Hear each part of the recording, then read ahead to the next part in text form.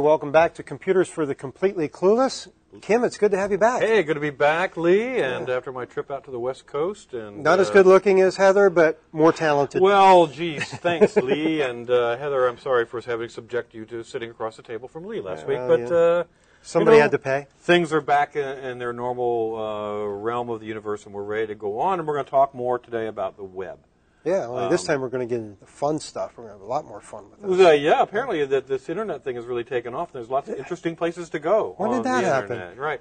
So what we're going to be doing today is we're going to talk to you about 10 of of really useful websites. Now, obviously you see these kind of lists all the time, the top 10 websites for this, the top 10 websites for that, and it changes every day. You can't say top 10. That's why we did 10 top. We did 10 because top. there are just 10 of them. There are so many great sites that you and I use all the time. And really, these are the websites that I will typically turn to in some cases. Some of these are just really useful, and everybody should know about them. And we're going to spend the day today examining these top 10 websites. Yeah, so let's take a quick look at these now. Right. And we're also going to review a little bit about the browser because that's good instructional methodology. Yeah. We want to make sure that we've talked a little bit about where we were last week. Parts of the browser, we've been talking about those for a week or more now. Some of these things that we're showing right now, we talked about earlier. Like if you look at this first site, USA.gov. Right. So we've got that .gov extension. Exactly. And remember that one of the things that you can do when you are working in a browser and you've got a great website, save the website. And you do that by creating a favorite. Or a bookmark if you're in Firefox. We happen to be in Firefox. We are in Firefox. And so we've got a bunch of tabs open across. One of the great things about newer browsers is that you can have multiple pages open within the same window. Yeah, I've got 10 pages open right now. That's great. So why did you choose USA.gov? Well, there's a lot of times you've got to go and get information from the government. I mean, everything from taxes to different services that are available. And I found a lot of really interesting things here. They've really gone out of their way to make this a very modern site. You've got your toll-free number over here on the right. Okay. If you so look this is all for the USA federal government. Any kind of information. So this is sort of like a clearinghouse or a starting point or a portal. They have a chat, a blog. You can send them email. Right. Wow. It's a good communication center. Let's say, for instance, I don't know. Let's say I'm looking at my veterans benefits. Okay. How would I find out what I'm eligible for as a veteran? Let's just put this in. This is a good place to start. And we put that in there, and we got a syntax error from the browser. We'll ignore that. All right. And we killed the page. Go over to it's on your far left tab. Over here. There we go. That so there's our search me. results, and that takes us directly to the U.S. Department of Veteran Affairs. Now, you might have figured that out on your own. Might have. I wouldn't have. You wouldn't? Oh, okay. So. And look at all the things, and they're all the organization here is really very clean. It's easy to follow. You look over on the left-hand side there under topics. Yeah. There's a plus sign, so if you want to expand out and look at, there are 35 applications. This is an incredibly well-defined and designed and usable site. So we're just looking at one topic under Veterans Affairs, and we see all the things that might apply to you if you happen to be a veteran. Now, going back to our talk about common things on the Internet, over here we see usasearch.gov. That typically takes you back to your beginning page. Right, exactly. And you can get back there. And, of course, there's another thing on this page. Upper right-hand corner is an example of something that you'll see, and we call those breadcrumbs. So if you are drilling down into a website, you'll see the pages that you visited within that site displayed for you. So something else that you just kind of have to keep an eye out for as you're using a web page like this are those kind of common navigation features, because you can save yourself a lot of time. Hey, I'm going to skip over to this third tab for the next one that we're going to talk about. Also from the national government, and we were actually talking before we began the show, and we said, hey, we're going to do some of our favorite really useful websites today, and one of the guys here in the crew piped up and said, hey, do not call.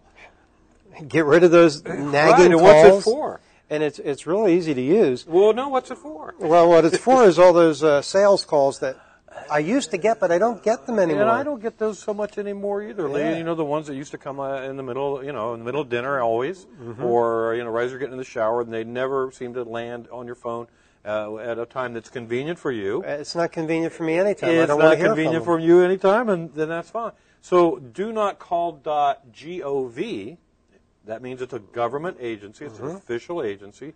Allows you to go in and register your phone number as a phone number that these telemarketers should not call. Right. Now, there are some loopholes in this, too. Like, if you have a credit card for a store, you've actually signed a release so that they can call you. But they're not calling off of this huge database of all the phone numbers, only from their customers. Yeah, so they're not getting your phone number off of some list that they purchased somewhere.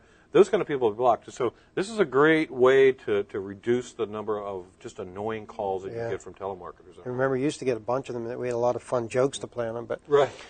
Yeah, right. Okay, here's one that you showed before over on Palm Breeze Cafe that is absolutely fantastic. If you ever need sound files for anything, sound effects, music files. I'm trying to think of where I would need sound effects in my day-to-day life. I don't know. Presentations, if you're doing video editing or anything. Okay, even things like, even fun stuff to like jazz up a presentation that you're giving at work.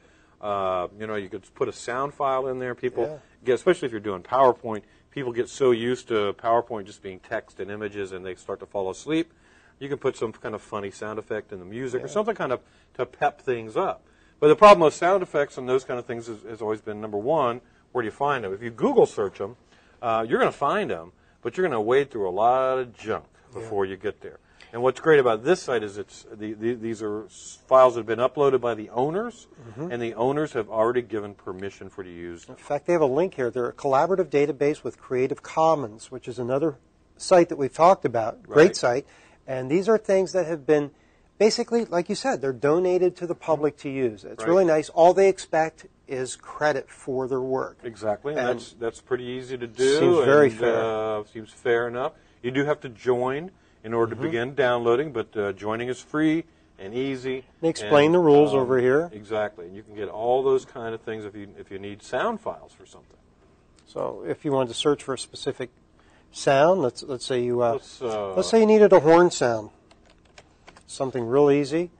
You just type that in, and it's going to search through their database and find sounds that are related to the horn for you.